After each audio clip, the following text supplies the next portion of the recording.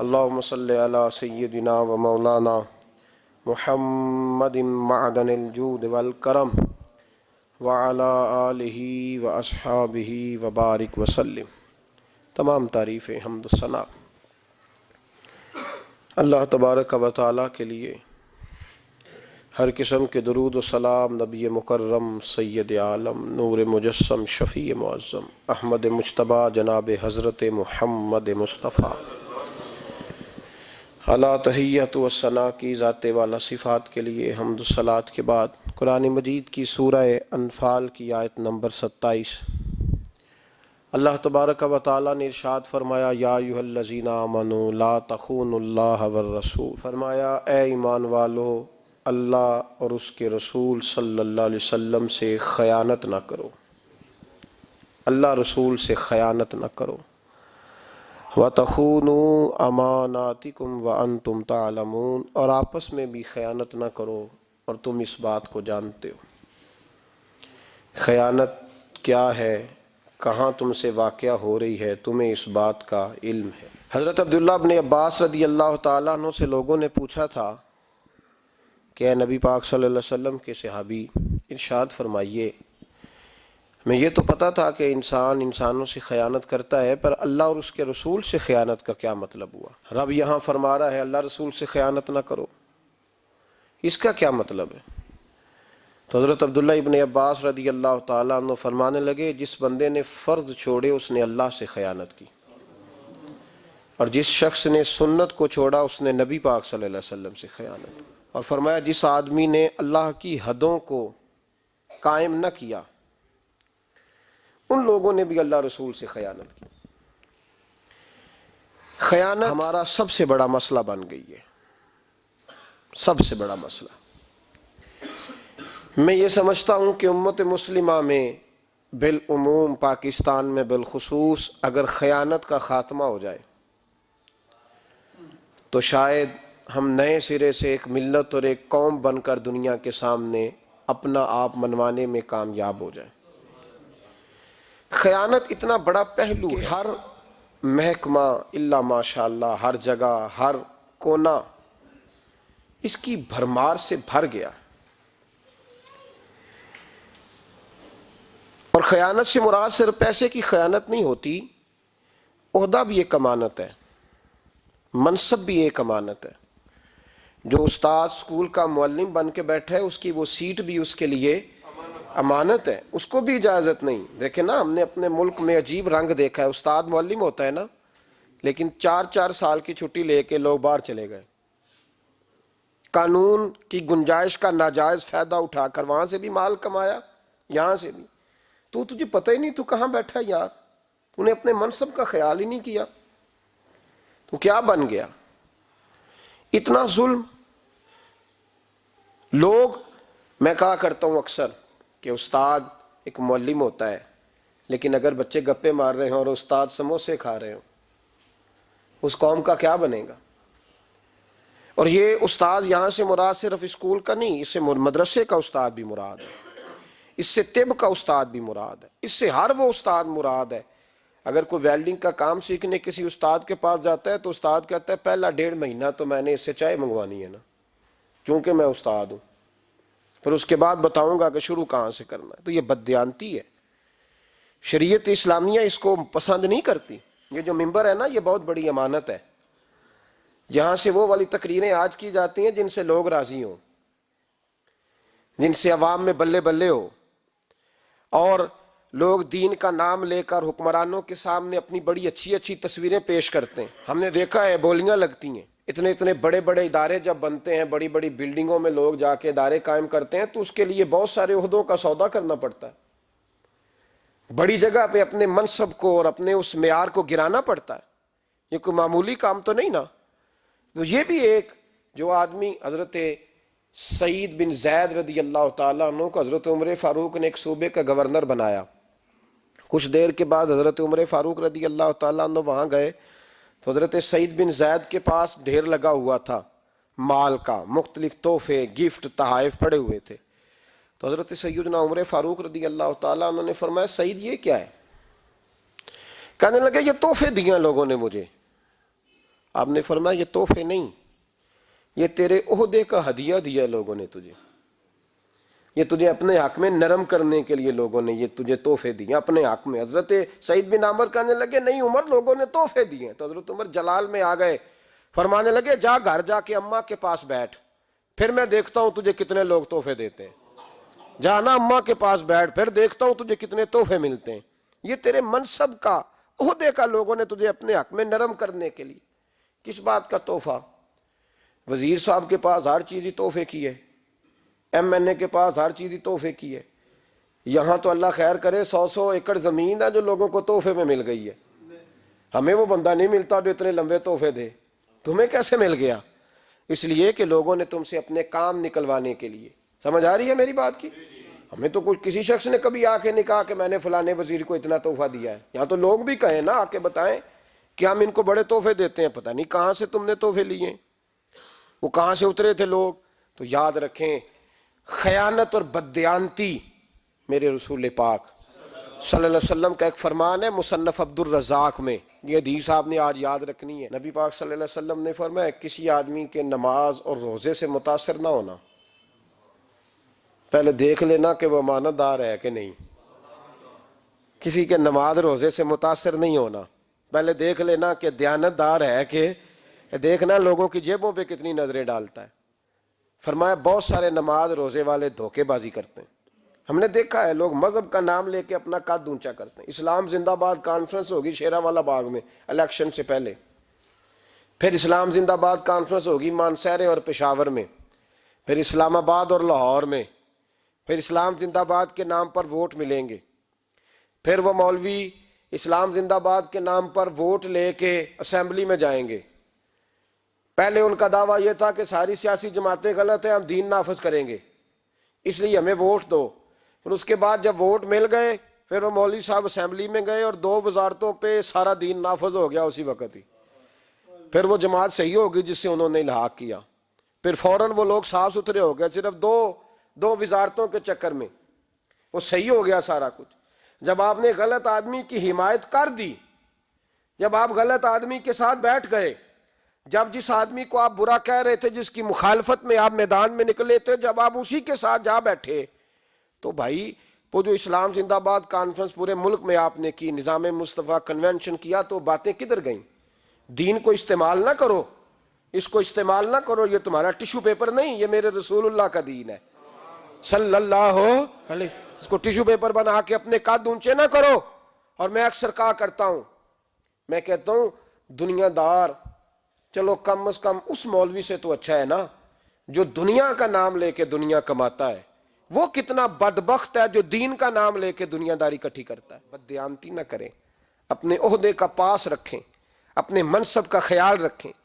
عہدے جس جگہ آپ موجود ہیں آپ کی ذمہ داری ہے، میرے رسول پاک صلی اللہ علیہ وسلم نے فرمایا ہر بندہ تم میں سے نگران ہے، اور جو اس کی رعایا ہے اس کے بارے میں اس نے جواب دینا ہے۔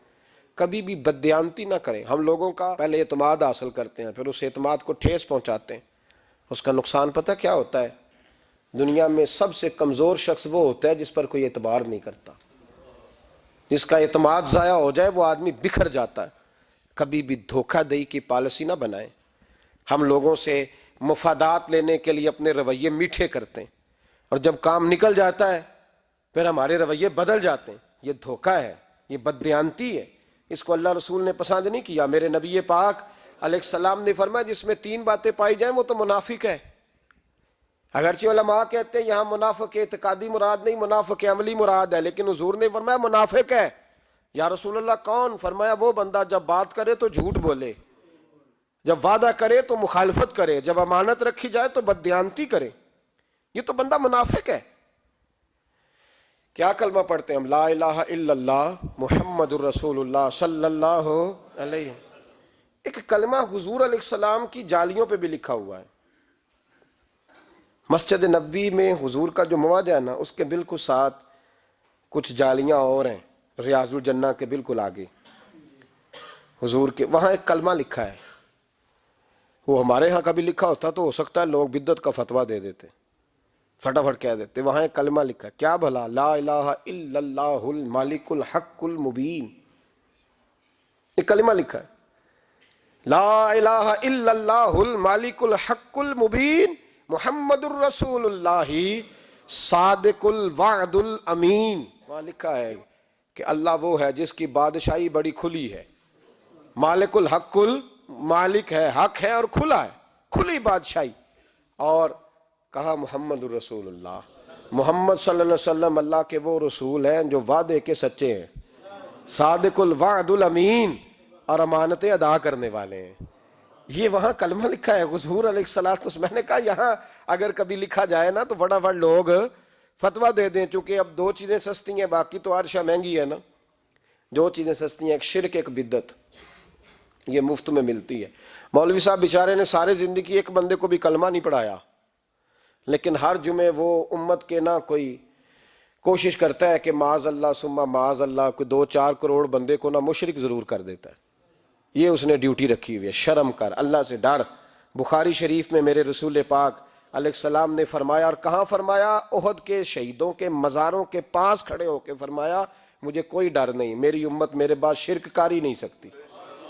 تیری بات مانے کہ رسول اللہ کی مانے صلی اللہ ہو؟ تو 1.5 اینٹ کی مسجد علیحدہ سے بنا کے امت میں انتشار پیدا کرتا ہے۔ شرم ہی نہیں آتی لوگوں کو؟ اتنی بڑی بات کر جاتے ہیں، ڈرتے ہی نہیں۔ نبی پاک نے کہا ہے مجھے اپنی امت پر شرک کا خوف ہو، تو تیری بات مانے کہ مصطفیٰ کریم کی مانے صلی اللہ ہو؟ تو ڈرنا چاہیے ان لوگوں کو، اور پھر دیکھنا چاہیے کتنی بڑی تعداد امت کی اگر مشرک ہے تو تم کیسے نکل آئے بیچ میں سے تھوڑے سے مسلمان۔ میرے نبی کریم صلی اللہ تعالی علیہ وسلم صادق الوعد الامین، جس رات نبی پاک صلی اللہ تعالی علیہ وسلم ہجرت فرما رہے تھے نا مکہ شریف سے مدینے کی جانب، تو جتنے کافر تلواریں لے کے کھڑے تھے نا باہر،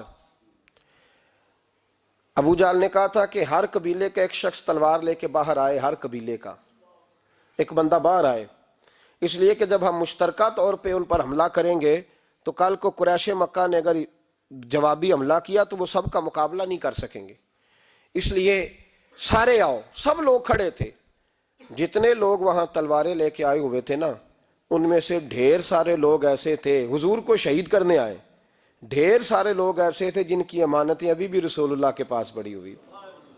مجھے بتائیے، آپ جس آدمی کو گولی مارنے جائیں اس کے پاس آپ کے پیسے ہوں تو آپ گولی مار دیں گے، یا آپ تو مارنے چلے گئے؟ مثال دے رہا ہوں، بلا مثال و بلا تشبیہ تلواریں لے کے شہید کرنے پہنچ گئے۔ او مسلمان، تو سوچ تو صحیح، تو کس رسول کا ماننے والا ہے؟ تو غور تو کر، تیرا تعلق، تیرا رشتہ، تیری نسبت، تیرا واسطہ کس جگہ سے؟ میرے محبوب پاک صلی اللہ تعالی علیہ وسلم کو شہید کرنے آ گئے، پر سب کی امانتیں مصطفیٰ کے گھر میں پڑی ہیں، اور میرے محبوب نے بھی فرمایا علی تو میرے بستر پہ سو جا، سویرے امانتیں ادا کر کے آ جانا۔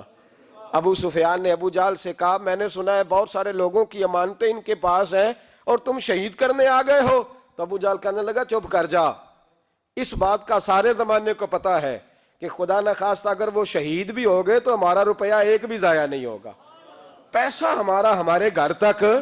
کیسے امت کیسے راج کر لیتی ہے دوسروں کے پیسوں پہ؟ ہاضمہ کہاں سے لائے ہیں لوگ جو دوسروں کا مال کھا کے سکون سے سوتے ہیں؟ کہاں سے لوگوں نے وہ دانت لوہے کے خریدے ہیں جس سے لوگ بددیانتی کا مال کھا جاتے ہیں؟ کہاں سے؟ میرے مصطفیٰ کریم سید عالم نور مجسم صلی اللہ علیہ وسلم کی امانت داری اتنی معروف اور مشہور ہے کہ تلواریں لے کے آنے والے بھی کہتے ہیں کہ شہید ہو بھی گئے تو ہمارا ایک روپیہ بھی ضائع نہیں ہوگا۔ دیانت داری حسن ہے، دیانت داری تو اس دین کا وقار ہے، دیانت داری تو میرے رسول پاک علیہ السلام کی وہ صفت ہے جو غیروں بھی معروف تھی۔ غیر بھی وہ کیا کہا تھا مظفر وارسی مرحوم نے؟ اسیر دشمن کی چاہ میں بھی، مخالفوں کی نگاہ میں بھی، امی ہے صادق ہے معتبر ہے، میرا پیغمبر عظیم تر ہے۔ امی ہے صادق ہے معتبر ہے، میرا پیغمبر، بولیے میرا پیغمبر عظیم تر۔ نبی پاک علیہ السلام نے دیانت داری، امانت داری، یہ آیت نازل کب ہوئی؟ یا ایھا الذین آمنوا لا تخونوا اللہ۔ بنو قریظہ اور بنو نذیر یہودیوں کے 2 محلے تھے مدینہ طیبہ میں، نبی پاک صلی اللہ علیہ وسلم کے ساتھ انہوں نے معاہدے کیے 2-3 دفعہ، لیکن ہر دفعہ انہوں نے معاہدہ توڑا۔ یہ وعدہ کرتے تھے کہ اگر قریش حملہ کریں گے تو ہم مسلمانوں کی حمایت کریں گے، وعدہ یہ تھا، لیکن جب حملہ ہوتا تھا تو یہ پس پردہ ان کی حمایت کرتے۔ 3 دفعہ انہوں نے معاہدہ توڑا۔ نبی پاک صلی اللہ علیہ وسلم نے فرمایا اب ان سے معاہدہ نہیں کرنا، اب ان سے جنگ ہی کرنی ہے۔ اب جب ان کو پتہ چل گیا کہ ہم سے جنگ ہونے لگی ہے تو منت کرنے لگے، گزارش کرنے لگے۔ نبی پاک صلی اللہ علیہ وسلم نے فرمایا نہیں، اب ان سے کوئی بات نہیں کرنی، جنگ ہی ہوگی۔ 3 دفعہ ہو چکا۔ انہوں نے منت کی بنو قریظہ نے کہ ہمارے پاس نا حضرت ابو لبابہ کو بھیج دیں۔ حضرت ابو لبابہ رضی اللہ تعالیٰ عنہ انصار کے قبیلے سے تعلق رکھتے تھے، بنو قریظہ کے محلے میں بڑا عرصہ وہ رہے تھے، ان کی وہاں تعلق تھا، ان کی زمینیں تھیں، باغ تھے، جائیدادیں تھیں، دوستیاں تھیں، جہاں انسان رہتا ہے وہاں اس کے تعلقات بن جاتے ہیں۔ حضرت ابو لبابہ رضی اللہ تعالیٰ عنہ سے چونکہ وہ قربت رکھتے تھے تو کہا جناب ان کو بھیج دیں۔ میرے نبی پاک سید عالم صلی اللہ تعالیٰ علیہ وسلم نے کہا ابو لبابہ چلے جاؤ، ان کو بتانا نہیں، ویسے میں نے فیصلہ کر لیا ہے کہ اب ان کی گردنیں ہی کٹیں گی، لیکن تم نے بتانا نہیں، ان کی بات ضرور سن کے آؤ، وہ کہتے کیا ہے لیکن کو وعدہ نہ کر کے آنا۔ حضرت ابو لبابہ جب وہاں پہنچے نا تو مومن نرم دل ہوتا ہے، وہ جو ان کی عورتیں تھیں وہ رونے لگیں، بچے منتیں کرنے لگے، ایک موقع اور لے دے، اب نہیں کرتے، ہم بھول گئے تھے، غلطیاں ہو گئیں، ایک دفعہ اور۔ جب بڑی منت کی تو حضرت ابو لبابہ نا اشارے سے کہنے لگے اب کچھ نہیں ہو سکتا، اب تو تمہارے گلے کٹیں گے۔ کہتے ہیں جب میں نے یہ لفظ کہے تو وہی مجھے خیال آیا کہ میں نے تو اپنے نبی سے خیانت کر لی، میں نے تو محبوب پاک سے خیانت کی، حضور نے تو کہا تھا بتانا نہیں۔ فرماتے ہیں میں روتا ہوا نکلا، سیدھا مسجد نبوی میں آیا۔ حضرت ابو لبابہ نے مسجد نبوی کے ایک ستون کے ساتھ اپنے آپ کو باندھ لیا، آج بھی وہ ستون مسجد نبوی میں موجود ہے اور اس پہ لکھا ہوا ہے یہ توبہ کا ستون ہے، آج بھی موجود ہے۔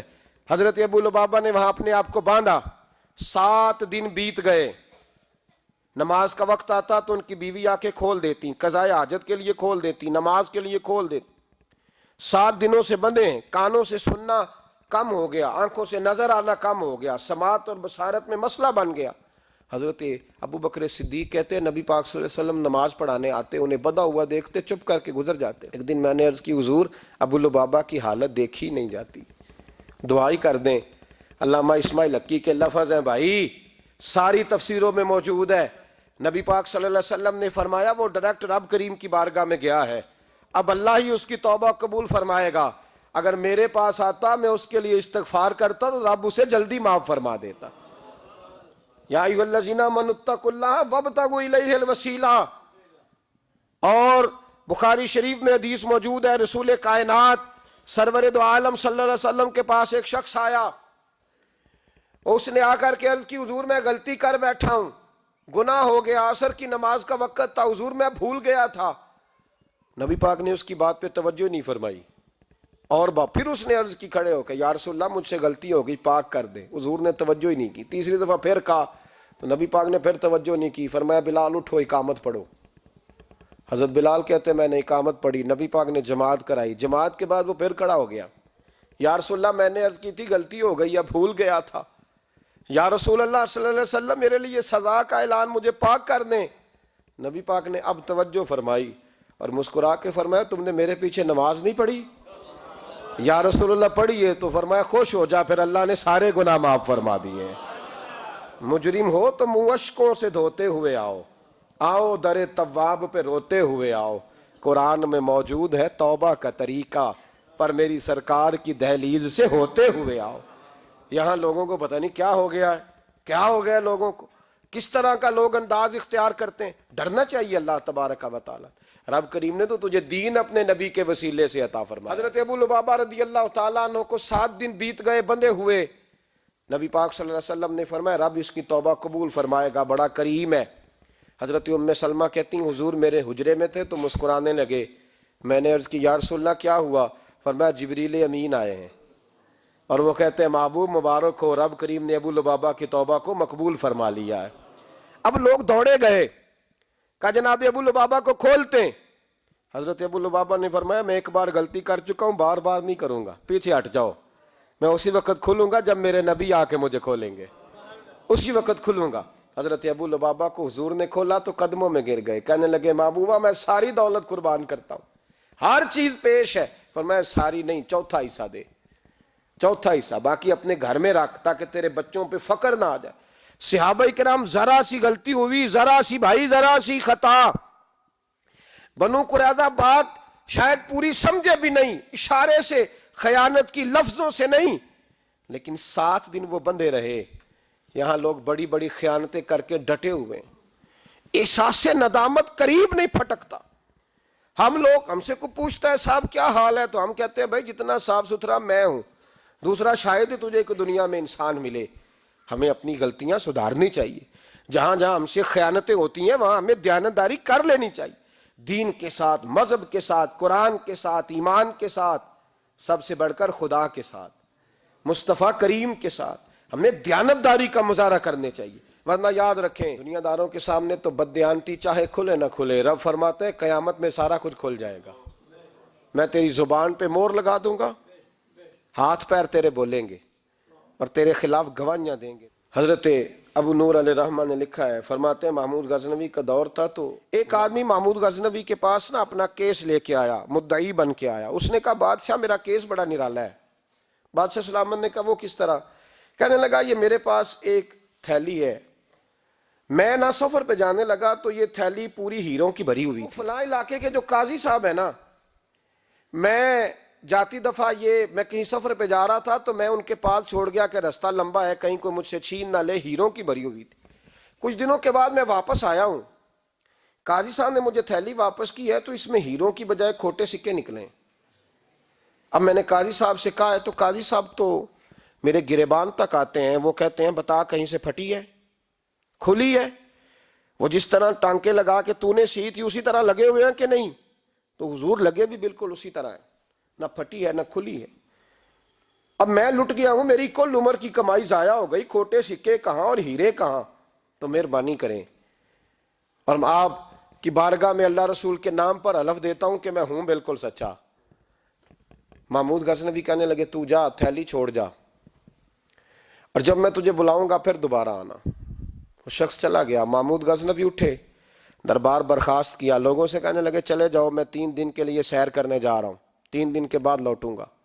اکیلے جب رہ گئے نا محمود دربار میں تو محبوب نے چھری منگائی۔ وہ جس تخت پہ بیٹھتے تھے وہاں گدا بچھا ہوا تھا، یہ گدا پڑا ہے نا، وہ گدا بچھا ہوا تھا۔ محمود نے چھری کے ساتھ اس کو پھاڑ ڈالا اور چھری جیب میں رکھی نکل گئے۔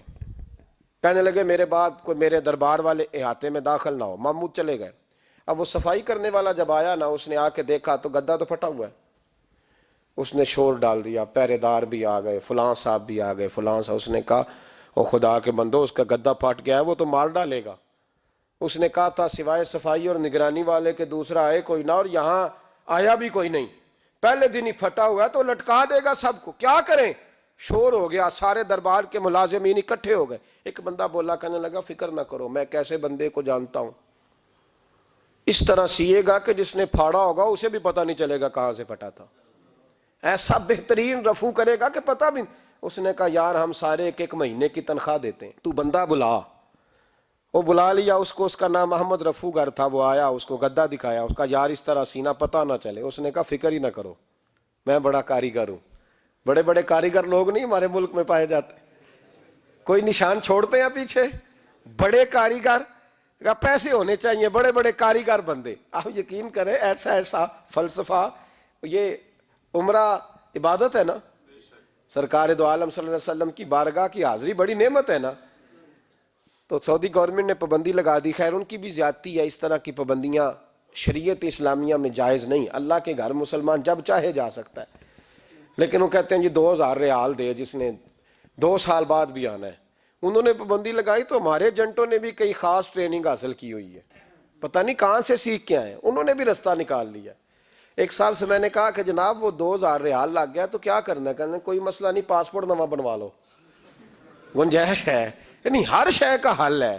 تو میں نے کہا یار اب عمرہ کرنے جاتے وقت بھی بندہ دھوکہ دے کے جائے، اللہ کے گھر جاتے وقت بھی اس طرح کی حرکت کرے، کیا حال ہو گیا؟ ہر چیز کا لوگوں نے حل نکال لیا، ہر چیز کا لوگوں نے سٹائل بنا لی۔ ایسا نہ کریں، یہ درست نہیں۔ احمد رفو گر کہنے لگا اس طرح سیوں گا کہ پھاڑنے والے کو بھی پتہ نہیں۔ ان کا پیسے لے یار تو سی دے۔ اس نے سی دی، اگلے شام ہی لا کے بچھا دیا گدا۔ تیسرے دن بادشاہ سلامت آئے، آ کے پہلی نظر گدے پہ ڈالی، اس نے بلایا سب ملازمین کو، کہا کس نے سیا ہے؟ کہا جناب کیا ہوا؟ کہا یہ پھٹا ہوا تھا۔ کس نے؟ کہا نہیں پھٹا ہی نہیں۔ وہ کہنے لگے بنو بات، میں خود پھاڑ کے گیا تھا، تو بتاؤ صحیح سیا کس نے ہے؟ کہا جناب آپ پھاڑ کے گئے تھے تو بتایا کیوں نہیں؟ فرمانے لگے اسی لیے تو بتایا نہیں تھا کہ تم خود تحقیق کر لو، بلاؤ بتاؤ سیا کس نے؟ تو بلا لیا، احمد رفوگر آ گیا۔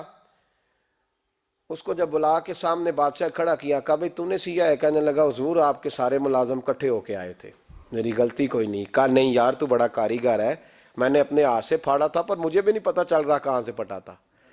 اچھا یہ بتا یہ تھیلی جو ہے یہ بھی تو نے سی تھی؟ اس نے کہا جی آپ کے خادم کا ہی کارنامہ ہے، وہ فلانے علاقے کے قاضی صاحب آئے تھے، اس میں سے ہیرے نکال کے تو کھوٹے سکے بھرے تھے تو مجھے بھی تھوڑا سا حصہ ملا تھا۔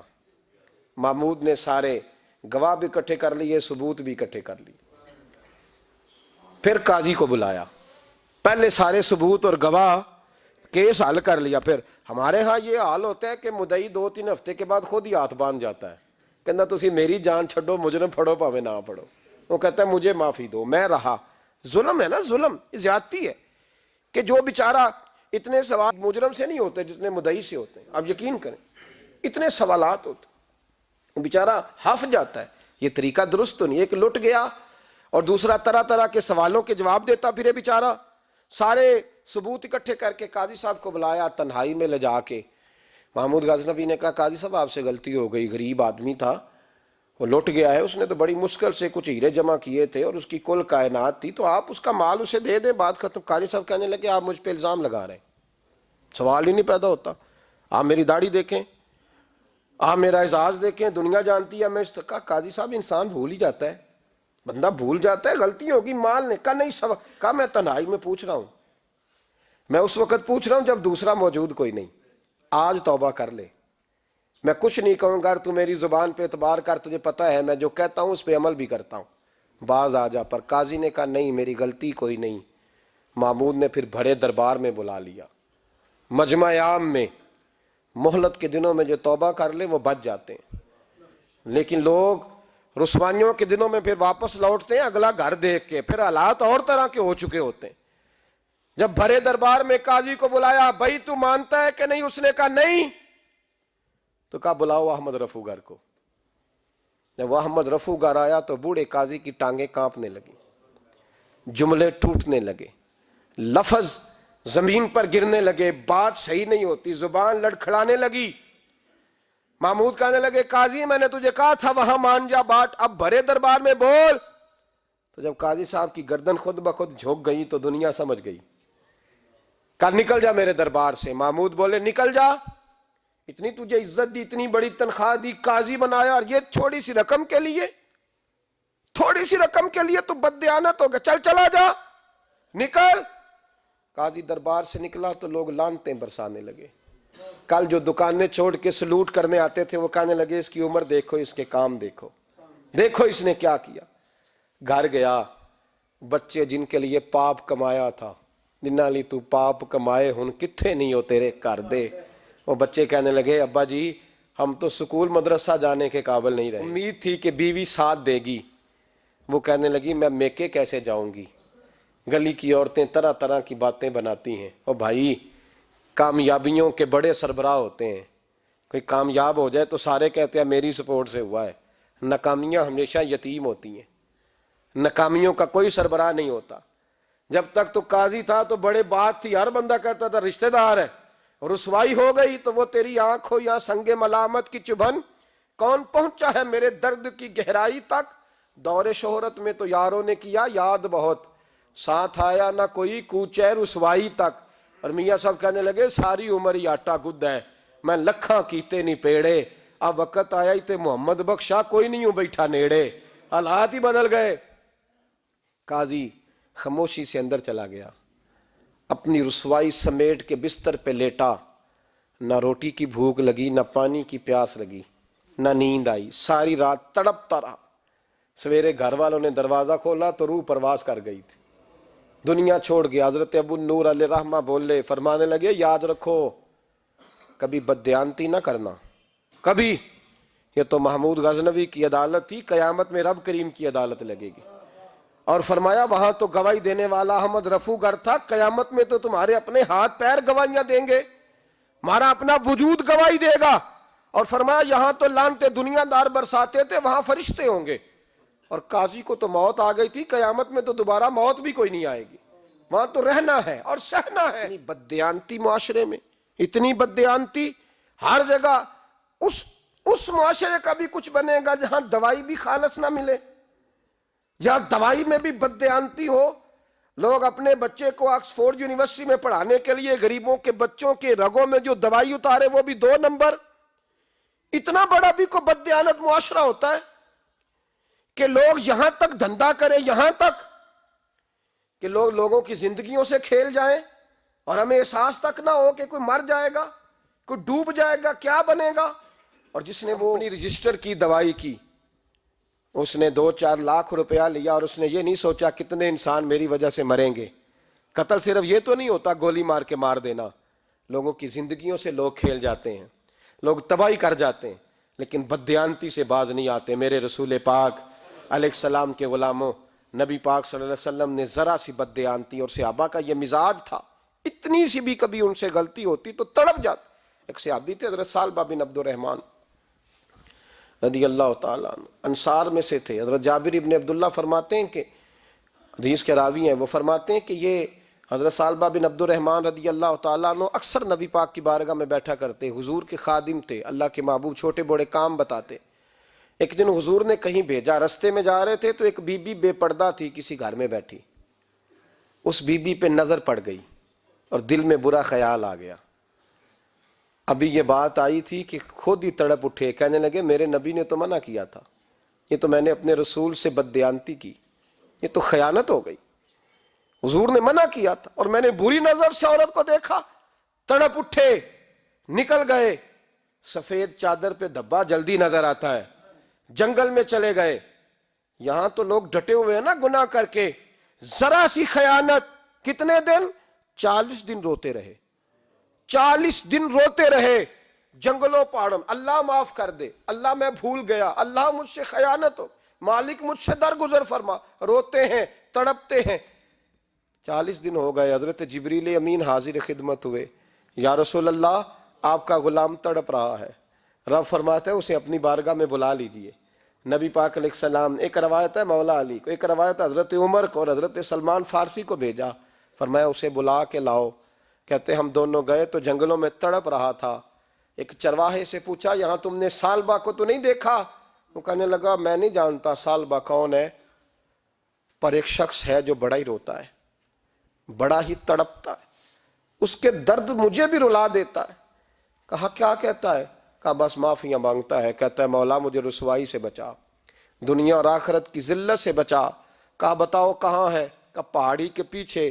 حضرت عمر کہتے ہیں ہم اس کے گئے تو ہمیں دیکھ کے رو پڑے، کہنے لگے میری مذمت میں کہیں کوئی آیت تو نہیں اتر آئی؟ حضور کیا فرماتے ہیں؟ نبی پاک ناراض تو نہیں ہو گئے مجھ سے؟ کیا فرماتے ہیں محبوب کریم؟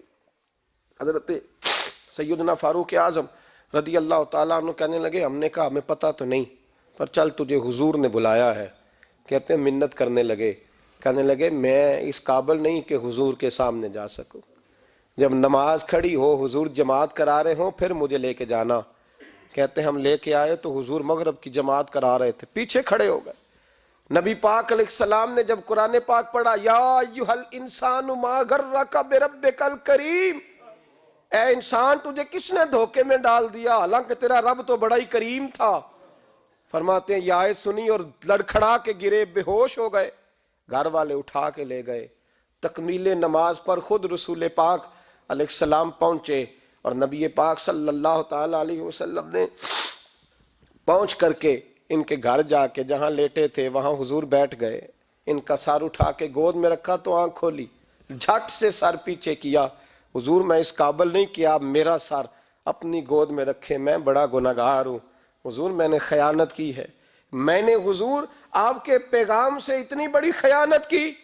میرے محبوب نے پھر سر اٹھایا، ماتھا چوما، بالوں میں انگلی پھیری، فرمایا تجھے مبارک ہو، رب نے تیری توبہ قبول فرما لی ہے۔ کہا یا رسول اللہ اللہ نے قبول کر لیا؟ فرمایا ہاں۔ پھر حضور کے چہرے پہ دیکھا اور آنسوؤں سے آنکھیں بھر کے کہنے لگے محبوبہ بتائیں آپ مجھ سے راضی ہیں کہ ناراض ہیں؟ حضور کی آنکھیں بھی بھر آئیں، فرمایا میں تجھ سے راضی ہوں۔ بس یہ لفظ کہنے تھے، انہوں نے کلمہ پڑھا اور ان کی روح ہی پرواز کر گئی۔ میرے محبوب پاک علیہ السلام جنازے کے ساتھ خود چلے. حضرت جابر ابن عبداللہ رضی اللہ تعالیٰ عنہ فرماتے ہیں حضور جنازے کے ساتھ چلتے، ایک قدم یہاں رکھتے، ایک ذرا ہٹا کے رکھتے، پھر ہٹا کے رکھتے. یا رسول اللہ یہ کیا ہے؟ فرمایا اس نے بڑی اعلیٰ توبہ کی ہے، 70,000 فرشتے اس کا جنازہ پڑھنے آئے ہوئے ہیں. جنازے میں فرشتے آئے ہیں. بھائی ذرا سی خیانت ہوتی تو وہ تڑپ جاتے. تو بھی تو حساب کرنا، میں بھی تو حساب کروں نا. کتنی خیانتیں صبح سے شام تک، شام سے صبح تک، کتنی خیانتیں. ہماری خیانتیں ہمارے اپنوں کے ساتھ، ہمارے قریبیوں کے ساتھ، ہمارے عزیزوں کے ساتھ، اور پھر ہماری خیانتیں ہمارے منصب کے ساتھ، پھر ہماری خیانتیں ہمارے عہدوں کے ساتھ، اور پھر سب سے بڑھ کر خدا کے ساتھ، دین کے ساتھ. معاذ اللہ ہماری خیانتیں رسول اللہ صلی اللہ علیہ وسلم کے پیغام کے ساتھ. ایماندار بنے، دیانتدار بنے.